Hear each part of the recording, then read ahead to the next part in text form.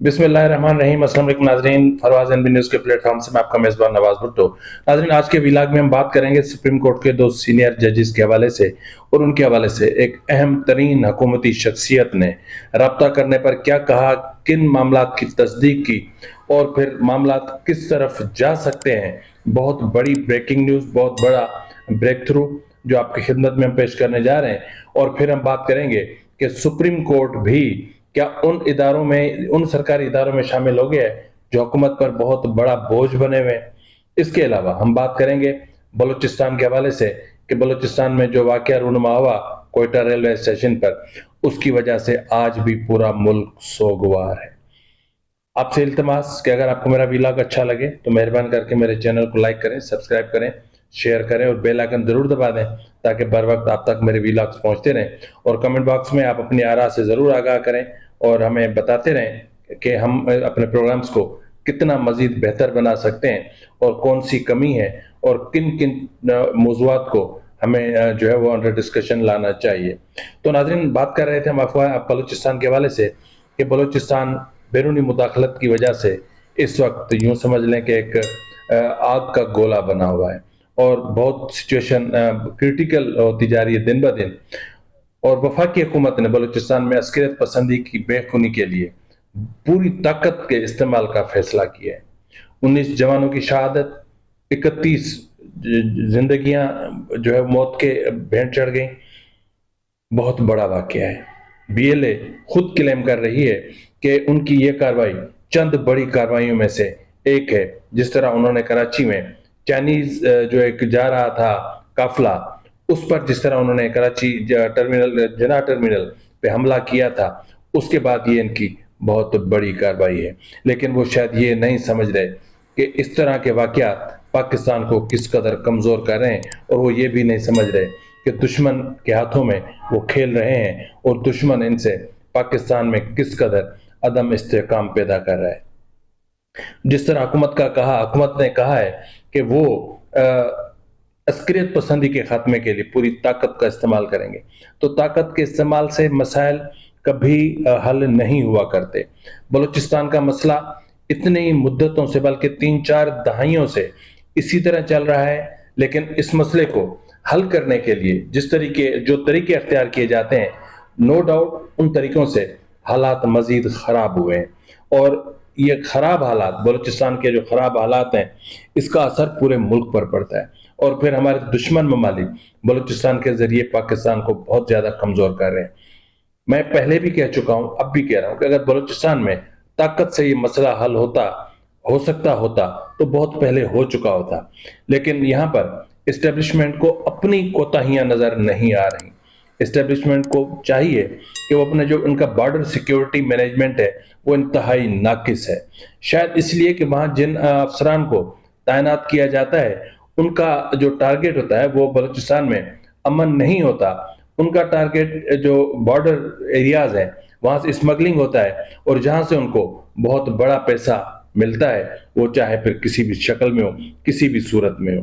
तो इसलिए border security management system जो है वो टोटल नाकिस है। और यही वजह है कि बलूचिस्तान की जो अलहदगी पसंद या अस्करियत पसंद तंजीमें हैं, उनको वहां से बॉर्डर से, यानी ईरान के जरिए, अफगानिस्तान के जरिए इंडिया असलाह पहुंचा रहा है। अब यहाँ सवाल ये भी है कि अगर ईरान पाकिस्तान का दोस्त मुल्क है तो फिर वो अपनी सरजमीन पाकिस्तान के खिलाफ क्यों इस्तेमाल होने दे रहा है। अफगानिस्तान तो दोस्तनुमा दुश्मन मुल्कों में है, जिसको जो एक तरफ तो पाकिस्तान के खिलाफ भारत के हाथों में खेल रहा है, और दूसरा उसकी अपनी एक जो इंतहा पसंदाना सोच है वो पाकिस्तान के लिए बहुत बड़ा खतरा बनी हुई है। लेकिन यहाँ मसला ये है कि जो हमारे अंदरूनी जो दुश्मन हैं या जो मुखालफिन हैं, उनको तो कम से कम सोचना चाहिए कि मुल्क को हम किस तरफ लेकर जा रहे हैं। दूसरा, देखें, अगर ताकत ही मसले का हल होता तो फिर जिस तरह अफगानिस्तान में अमेरिका और रूस को बदतरीन नाकामी का सामना पड़ा, निहत्ते और खाली हाथ लोगों के हाथों से शिकस्त से दो चार होना पड़ा, इसका मतलब यह है कि जो पहाड़ों पर बैठे हैं वो कमजोर ही क्यों ना हो, लेकिन ताकतवर से बहुत ज्यादा ताकतवर होते हैं। पहाड़ों पर बैठे लोग जो ऊपर बैठे हुए हैं, उनके लिए नीचे का निशाना लेना बहुत आसान है, और ये पहाड़ ही हैं جنہوں نے روس اور امریکہ کو شکست دی، تو پھر ہم کیا چیز ہیں؟ ہمیں کم سے کم اس چیز پر سوچنا چاہیے۔ آسان طریقہ یہ ہے کہ آپ وہاں پر ایک گرینڈ ڈائلاگ کا آغاز کریں، ٹروتھ اینڈ ریکنسیلیشن کمیشن تشکیل دیں، اور پھر جس طرح پہلے بھی ایسا ہو چکا ہے، کمیٹیاں بن چکی ہیں کہ بلوچستان کے مسئلہ کیا ہے،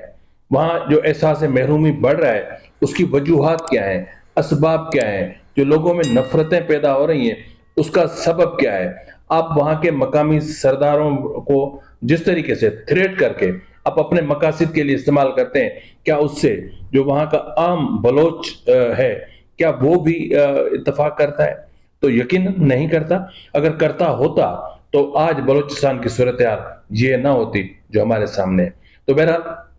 اس وقت پورا ملک سوگوار ہے، 19 گھر نہیں، 31 خاندان نہیں، بلکہ پورا ملک اس سوگ میں ہے۔ اور ایک بار پھر میں کہوں گا کہ طاقت اس مسئلے کا حل نہیں ہے۔ اب ہم بات کر لیتے ہیں کہ جس طرح میں نے آپ سے کہا کہ جو 23 ایس سی اوز ایسے ہیں، یعنی خسارے میں چلنے والے ادارے ایسے ہیں جن کی وجہ سے 2014 کے بعد سے اگر دیکھا جائے تو جو مجموعی نقصانات ہیں ان میں 5.59 ٹریلین روپے کا اضافہ ہوا ہے۔ ٹھیک ہے، یہ بہت بڑا اضافہ ہے۔ اس کے علاوہ 7 ادارے جن میں NHA، Pakistan railway, PIA، Quetta اور سکھر، پشاور، حیدرآباد، یہ جو بجلی پیدا کرنے والے ادارے ہیں، یہ خاص طور پر 7 ادارے ایسے ہیں جن کی وجہ سے 4.437 ٹریلین یعنی 15.84 ارب ڈالر کا خسارہ ہوا، یعنی یہ اس اتنے بڑے خسارے کے یہ ذمہ دار ہے۔ اگر آپ دیکھیں تو 2023 میں حکومت نے ان ACOs کو پاؤں پر کھڑا کرنے کے لیے 1.02 ٹریلین روپے بھی ادا کیے، لیکن یہ ادارے ہیں کہ بدستور بوجھ بنے ہوئے ہیں، اور IMF کی یہ خواہش ہے کہ فوری طور پر نجکاری کے عمل کو تیز کیا جائے اور پھر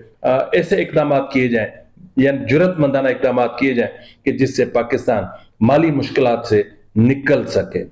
اور اسی طرح جس طرح میں نے کہا کہ سپریم کورٹ بھی اب ان اداروں میں شامل ہوتا جا رہا ہے۔ عدلیہ میں دیکھیں تو 30 لاکھ سے زیادہ مقدمات زیر التوا ہیں، صرف سپریم کورٹ میں 60,000 سے زیادہ مقدمات زیر التوا ہیں۔ 60,000 بہت بڑا فگر ہے۔ اگر سپریم کورٹ کے ججز نے دیانتداری، ایمانداری اور پھر جو انہوں نے حلف لے رکھا ہے اس حلف کے تحت کام کیا ہوتا تو آج بیک لاگ 60,000 مقدمات نہ ہوتا، قطعاً نہ ہوتا۔ اور اس وقت جو گزشتہ دنوں سپریم کورٹ کے ججز کو، ہائی کورٹ کے ججز کو جو بہت بڑی بھاری سیاسی رشوت دی گئی ہے، ان کی تنخواہوں میں اور ان کے ہاؤس رینٹ میں اور ان کی جوڈیشل الاؤنس میں جو اضافہ کیا گیا ہے، اس سے آپ کی، میری، اس ملک کی، اس ملک کے قوم کی، اس ملک کے ہر فرد کی جیب پر مجموعی طور پر 2 سے 4 ارب روپے کا بوجھ پڑے گا۔ 2 سے 4 ارب یہ بہت بڑے ہیں۔ تو اس لیے میں سمجھتا ہوں کہ اب سپریم کورٹ بھی ان اداروں میں آ گیا جن کا آؤٹ پٹ تو صفر ہے، لیکن ان کو مراعات اس طرح دی جا رہی ہیں کہ جیسے شہنشاہ اور شاہی خاندان کے بہت بڑے سلطنتوں کے راجہ وہاں پر بیٹھے ہوئے ہیں اور ان کے بہت بڑے اخراجات ہیں۔ تو بہرحال اس کے لیے کوئی حکومت کو اقدامات تو نہیں کر رہی، لیکن سیاسی رشوتیں دی جا رہی ہے۔ اب ہم بات کر لیتے ہیں اہم ترین بات، جو بہت بڑی بات ہے، جس کے لیے میں نے کہا کہ وہ بہت بڑا بریک تھرو ہے، بہت بڑی بریکنگ نیوز ہے، کہ صدارتی ریفرنس کی اطلاعات کے بعد جسٹس منصور علی شاہ اور جسٹس منیب اختر نے اپنے قریبی رفقا سے مشاورت کی اور تفصیلی مطلب جو معاملات تھے ان پر غور و خوض کیا گیا، جس کے بعد ان دونوں ججز نے مستعفی نہ ہونے کا فیصلہ کیا ہے اور انہوں نے کہا ہے کہ وہ سسٹم میں رہ کر حالات کا مقابلہ کرنے کو ترجیح دیں گے۔ سسٹم میں رہ کر حالات کے مقابلے کا مطلب یہ ہے کہ وہ عدم استحکام پیدا کریں گے سپریم کورٹ کے اندر۔ اس سے قبل بھی جب انہیں سپرسیڈ کیا گیا تھا تب بھی ان کے قریبی دوستوں نے انہیں مشورہ دیا تھا کہ آپ سپرسیڈ ہو چکے ہیں اور آپ کے جونیئرز جو ہیں اب وہ اوپر کی پوسٹوں پر آ گئے ہیں، تو اب کم سے کم آپ کو اخلاقاً آن مورل گراؤنڈز آپ کو مستعفی ہو جانا چاہیے۔ لیکن اس وقت بھی انہوں نے مستعفی ہونے کی بجائے حالات کا مقابلہ کرنے کو ترجیح دی تھی، اور انہوں نے یہ سوچا تھا کہ جسٹس یحییٰ آفریدی کو اپنے ساتھ ملاتے ہوئے 26ویں ترمیم کو لپیٹنے کے لیے اقدامات کریں گے اور پھر جسٹس منصور علی شاہ کو کسی بھی طریقے سے چیف جسٹس بنا دیا جائے گا۔ اگر 26ویں آئینی ترمیم رول بیک ہوتی ہے تو پھر یوں سمجھ لیں کہ منصور علی شاہ چیف جسٹس بن سکتے ہیں. اور اس کے حوالے سے آپ نے دیکھا اکتوبر میں جو ہوا تھا 4 نومبر کے لیے فل کورٹ بلانے کا فیصلہ ہوا تھا، وہ آپ کے سامنے کہ کس طرح محسن کشی کی گئی، کس طرح اپنے ہی چیف جسٹس کی پیٹھ میں چھرا گھونپا گیا. ناظرین، اس حوالے سے سپریم جوڈیشل کونسل سے تعلق رکھنے والی ایک اہم ترین شخصیت جو اس کمیشن کا حصہ ہے اور 26ویں آئینی ترمیم کا بھی وہ بہت بڑا حصہ رہی، ان سے رابطہ کیا اور انہوں نے نام ظاہر نہ کرنے کی شرط پر کچھ حقائق سے پردہ اٹھایا ہے. وہ حقائق بہت بڑے ہیں. اب انہوں نے کیا کہا ہے؟ انہوں نے مطلب یوں سمجھ لیں کہ انہوں نے بہت ساری چیزوں کی تصدیق بھی کی ہے. انہوں نے کہا ہے کہ حکومت دونوں ججز کے خلاف 2 مختلف آپشنز پر غور کر رہی ہے. جب ان سے پوچھا گیا کہ ان 2 ججز کے لیے یا جو سپریم کورٹ میں ایک عدم استحکام پیدا کرنے کی کوشش کر رہے ہیں ججز، ان کے لیے حکومت کیا کر رہی ہے، تو انہوں نے کہا کہ اور کا تو نہیں، کم سے کم 2 ججز کے خلاف 2 مختلف آپشنز پر غور کر رہے ہیں. اس بات کا بھی جائزہ لیا جا رہا ہے کہ ایک آپشن استعمال کیا جائے یا دونوں. حکومت عدلیہ کے ساتھ محاذ آرائی نہیں چاہتی، لیکن 2 ججز کی طرف سے مسلسل مسائل پیدا کیے جا رہے ہیں اور یہ مسائل آگے چل کے خطرناک صورتحال بھی اختیار کر سکتے ہیں. جب دریافت کیا کہ 2095B کے استعمال یعنی صدارتی ریفرنس کی صورت میں حکومت مخالف ججز کی سپریم جوڈیشل کونسل میں اکثریت ہے، جن میں جسٹس یحییٰ آفریدی، جسٹس منصور علی شاہ، جسٹس منیب اختر اور اسلام آباد ہائی کورٹ کے جسٹس عامر فاروق اور بلوچستان ہائی کورٹ کے ہاشم کاکڑ صاحب شامل ہیں، یعنی ان کی اکثریت ہے. تو ایسی صورتحال میں اگر ریفرنس آتا ہے، صدارتی ریفرنس لایا جاتا ہے، تو پھر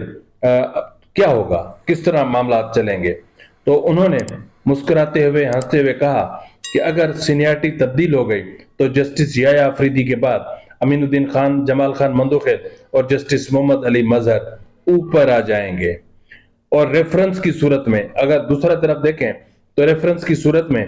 دونوں ججز سپریم جوڈیشل کونسل کے اجلاس میں نہیں بیٹھ سکیں گے، البتہ اثر انداز ہونے کی کوشش وہ ضرور کریں گے.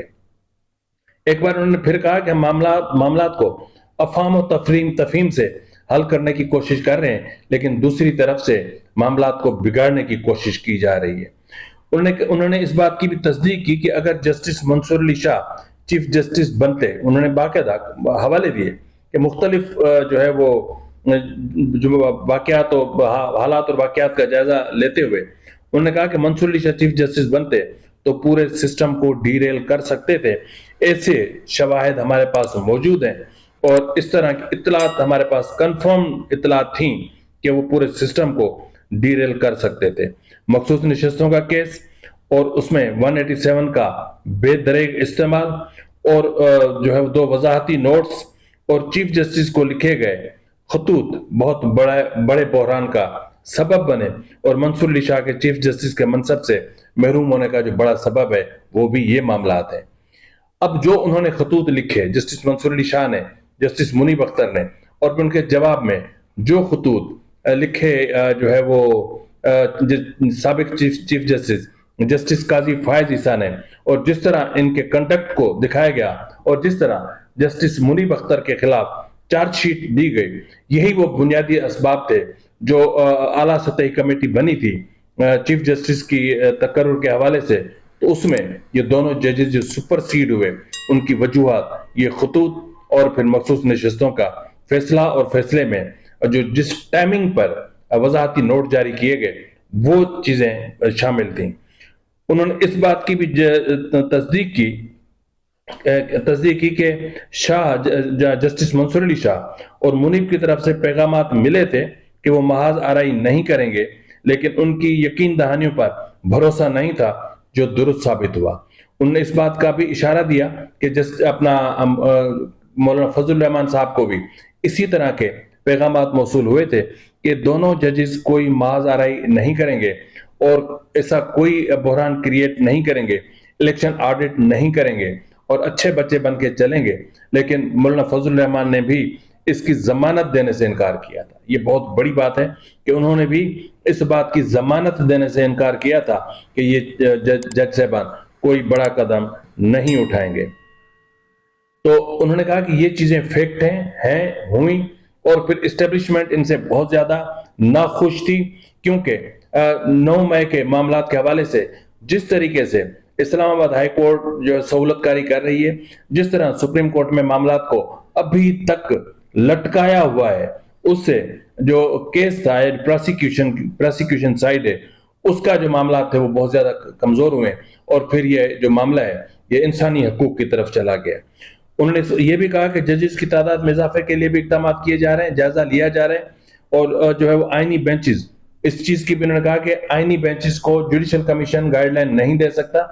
جوڈیشل کمیشن ایک خود مختار بینچ ہے، خود مختار، وہاں کے جو ججز خود مختار ہیں، آزاد ہیں، وہ جو چاہیں فیصلہ کر سکتے ہیں، وہ چاہیں تو 26ویں آئینی ترمیم کو بھی اپنے پاس لگا سکتے ہیں، وہ جو فیصلہ کریں گے وہی فیصلہ ہوگا۔ انہوں نے البتہ یہ ضرور کہا کہ 26ویں آئینی ترمیم آئینی بینچ میں آنی چاہیے۔ یہ جو 8-10 معاملات آئے ہیں 26ویں آئینی ترمیم کے خلاف، انہوں نے کہا کہ اگر اس طرح ہوتا ہے تو پھر پیچھے ایک اپیلیٹ فورم رہ جاتا ہے، یعنی فل کورٹ رہ جاتا ہے جہاں اس کے خلاف اپیل کی جا سکتی ہے، نظر ثانی کے لیے بھی معاملہ رہے گا۔ لیکن اگر ڈائریکٹ چلے جاتے ہیں ہم فل کورٹ کی طرف تو پھر معاملات جو ہیں وہ کچھ اچھے نہیں رہیں گے۔ اور انہوں نے یہ بھی کہا کہ چیف جسٹس کے اختیارات میں کمی نہیں کی گئی ہے، چیف جسٹس آج بھی ایک بااختیار شخص ہیں، اور آج بھی وہ آزادی کے ساتھ اور پورے اختیارات کے ساتھ کام کر رہے ہیں۔ اور انہوں نے یہ بھی کہا کہ جسٹس یحییٰ آفریدی آئین پسند چیف جسٹس ہیں، اور ان سے پارلیمان کو کوئی خطرہ نہیں ہے۔